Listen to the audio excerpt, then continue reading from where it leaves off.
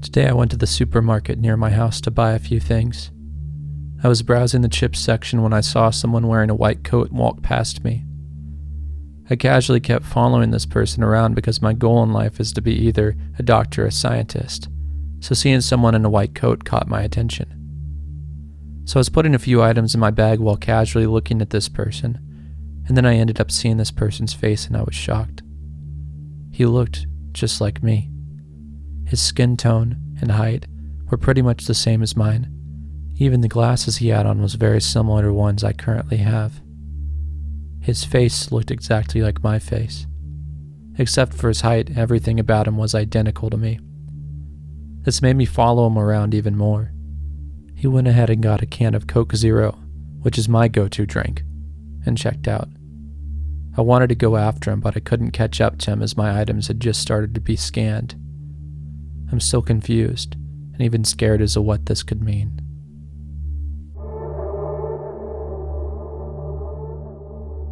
Okay, so you've probably read about it already, but I have that weird and vivid memory, and not a memory of a dream, of me being able to get down the stairs by levitating, or flying, or floating when I was a child. I completely had forgotten about it, but the post from U/315 Retro brought it back. I know it's not a dream because I remember dreams from my childhood, and it's not that. I just can really remember having levitated from up the stairs to down in my childhood home, and I've read that many people remember that as well. In parallel, I've also read that many people have the strong memory of being able to breathe underwater as a child, even though this doesn't apply to me. Do you have such core memories? Why do we all have the same core memories? What is going on during our childhood that we just can't comprehend? My mom told me this story many years ago now. She's getting older and a little loopy, but this is way before any of that. About how she swears her and a few other girls, including my aunt, learned to fly in the basement of her old house. She told me this very sheepishly, probably expecting me to ridicule her.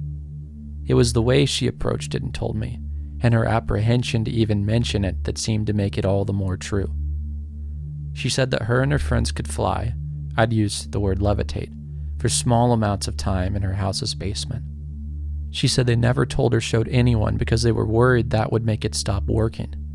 She lived there for a few months before moving into a new house, and then never worked anywhere else. She said they never told or showed anyone because they were worried that that would make it stop working. She lived there for a few months before moving into a new house, and had apparently never worked anywhere else besides there. She described the basement in detail and how she could clearly remember floating up to see dust on top of the cabinets and things that were too tall to have seen as a little kid.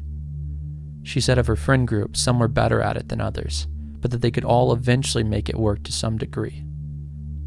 As she was telling me this, I had that extreme deja vu feeling, like I was remembering edges of a forgotten dream. I didn't necessarily feel like I had those memories or could do it myself, but just a really weird feeling that I knew all along my mom could levitate when she was a kid.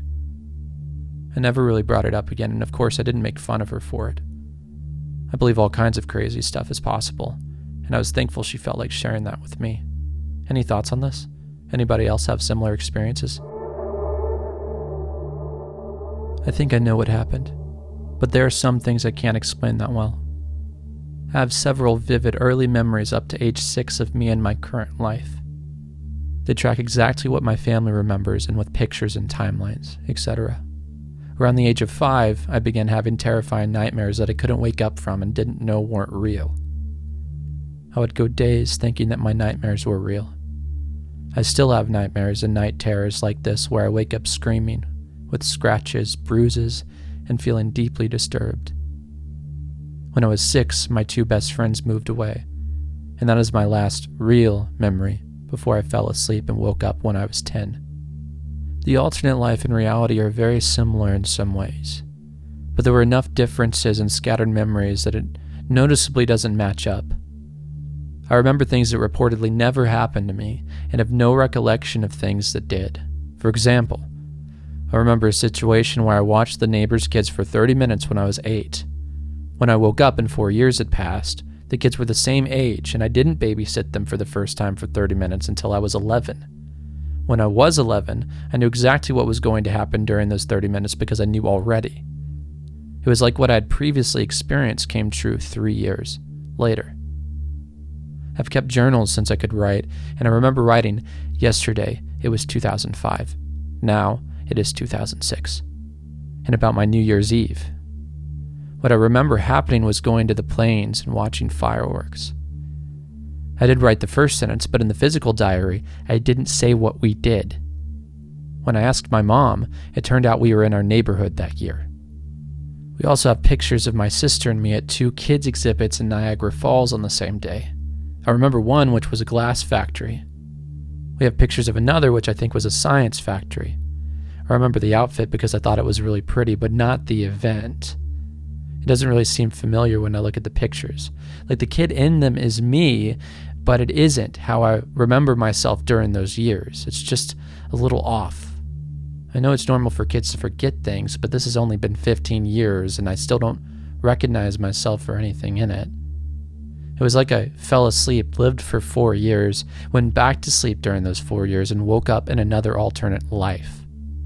It really shook me up and felt like I was seeing the world in a different filter. Colors were slightly different, people looked a bit different. I felt shorter than in my dream, and I felt emotions differently. They were much, much stronger. My personality changed completely. I became more withdrawn, aloof, and depressed. I had panic attacks all the time and would get overstimulated by seemingly small things. I've been that way ever since. Weirdly enough, my mom says the same thing. Around the time I was 10, my personality changed a lot. Personalities and a sense of identity don't really develop until around that age, so it's entirely possible my personality was mainly a mix of what I saw and what I imagined. And that's why I was so different after those 4 years. As an adult, I've been diagnosed with several mental illnesses, including bipolar with psychosis and borderline personality disorder.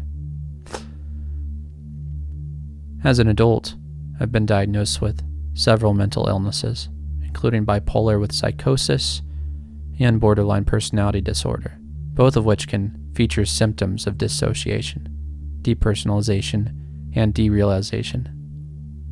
I do not have a dissociative order, so I'm pretty sure all of that was the beginning of the psychosis and dissociation related to the other disorders that I would experience for the majority of my life. This really doesn't make it any less weird. TLDR, I thought my life was an alternate reality, and I still think it could have been.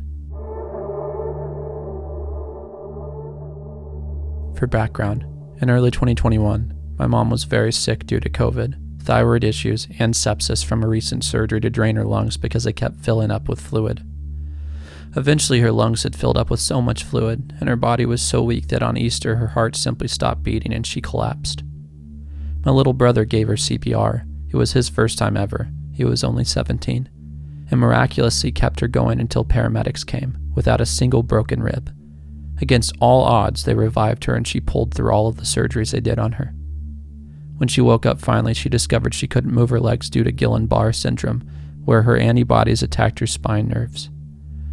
She's had to relearn how to swallow, use her muscles to go to the bathroom, and walk, and is still in that process. However, she is almost to a point where she doesn't need a wheelchair anymore. Everyone thought she wasn't going to make it, but she pulled through miraculously. My mom said that before she was resuscitated, she went to heaven, where she was in a sunny, quiet park. She said it was beautiful. She saw our family pets who had recently passed, including my soulmate black cat, Chubby, who helped me through my adolescence. Chubby specifically was commanding her attention like he always did whenever I was home to give him loves, because I was always his first choice, but my mom was his second. And then she saw her grandma, my great-grandma, holding a baby. Great-grandma told her that when she is ready, this baby was hers to raise. My mom realized it was a baby she had miscarried in between me and my brother. And then she snapped back to the earthly world where she couldn't remember anything for a few minutes, not even me, my dad, or my brother. My grandma, my mom's mom, passed away last week. She got very sick the day after Christmas.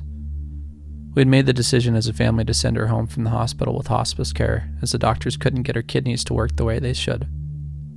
She passed over the course of a week at home, surrounded by family, and in a very similar manner that my mom almost did, from fluid in her lungs. She'd had congenital heart disease since June among diabetes, hypertension, and some other heart issues, which caused her lungs to fill up, and so she'd had to get them drained every 2 weeks. But her body was tired and it was ready to go. We had the funeral yesterday and I've been in pieces since. I like to think that Grandma's in heaven with my great-grandma, Grandma's mom, holding my mom's baby, excited to meet and love another grandkid.